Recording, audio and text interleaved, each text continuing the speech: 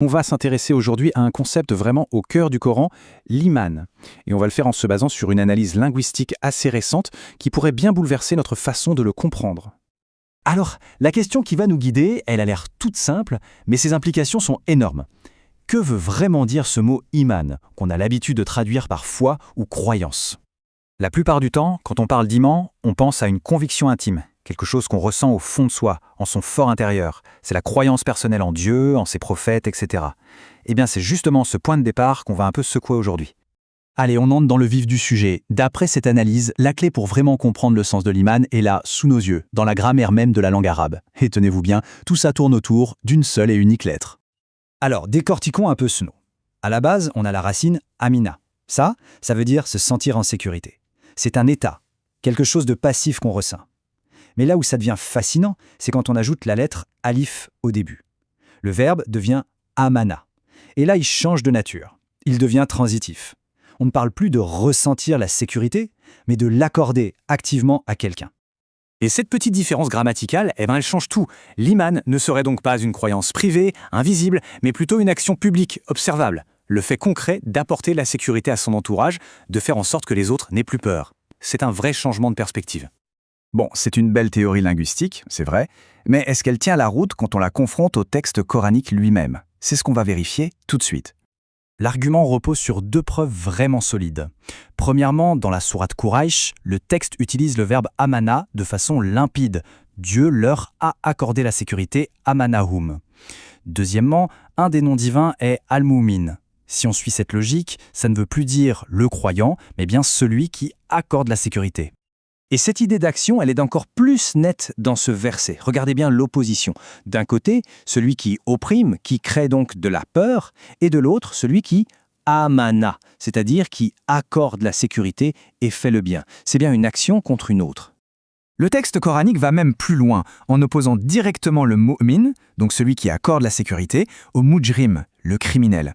La logique est imparable. Le contraire d'un criminel, ce n'est pas quelqu'un qui a une croyance dans sa tête, c'est quelqu'un qui, par ses actes, crée de la sécurité. Et ça continue. Un autre exemple frappant. On met en opposition le mu'min et le fasik, le corrompu. Et là encore, ce qui les différencie, ce sont leurs actions et leur impact sur la société. L'un construit un climat de sécurité, l'autre le détruit par sa corruption. D'accord, la théorie semble bien tenir. Mais le vrai test, c'est quand on l'applique aux versets qui ont toujours un peu posé problème aux commentateurs. Voyons voir si cette nouvelle clé peut ouvrir une vieille serrure bien bloquée. Prenons un cas d'école, l'histoire de cet homme de l'entourage de Pharaon. Le texte dit qu'il dissimulait son iman. Sauf que le même homme se met à parler ouvertement de Dieu et du jugement dernier. Alors, il cache quoi au juste? Ça n'a pas l'air très logique, si? Le verset est formel, il cache son iman. Mais dans les faits, son discours est truffé de références à Dieu, à l'au-delà. Il ne cache absolument pas sa conviction. La question devient alors obsédante. Qu'est-ce qu'il peut bien cacher vraiment? Et c'est là que notre nouvelle définition résout tout. Ce qu'il cachait, ce n'était pas sa foi, mais son projet, son plan d'action, accorder la sécurité à Moïse et à son peuple. Et là, tout s'éclaire. Ce n'est plus une contradiction théologique, mais un acte de résistance politique, un acte de haute trahison qui pouvait lui coûter la vie. Le paradoxe s'évapore. Bon, maintenant que cette approche a montré qu'elle pouvait résoudre des énigmes, voyons un peu ce que ça change pour notre compréhension de termes qu'on croit bien connaître, comme musulman et moumen. Regardons de plus près. Musulman vient de salm, la paix. Et l'opposé de la paix, c'est la guerre. Donc un musulman est quelqu'un qui offre la paix, qui n'est pas en guerre. Maintenant, mu'min. Ça vient de amn, la sécurité. Et l'opposé de la sécurité, c'est la peur. La nuance est énorme. Pour bien sentir la différence, on peut être en paix avec son voisin, c'est-à-dire ne pas se disputer avec lui. Mais est-ce pour autant qu'on lui confierait les clés de sa maison? Pas forcément. Il peut rester une méfiance. Accorder la sécurité, c'est l'étape au-dessus. C'est quand l'autre n'a absolument plus aucune peur de nous.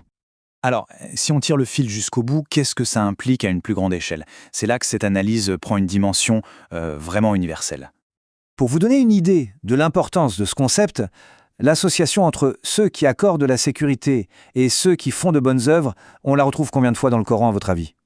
51 fois. 51 fois. Ce n'est pas un détail, c'est un message martelé. La conclusion logique de tout ça, c'est que le critère de jugement devient l'action. Ce qui compte, c'est l'impact concret qu'on a sur les autres, pas une croyance intérieure invérifiable que seul Dieu peut vraiment connaître. Et ça nous mène à la conclusion la plus, disons-le, la plus percutante.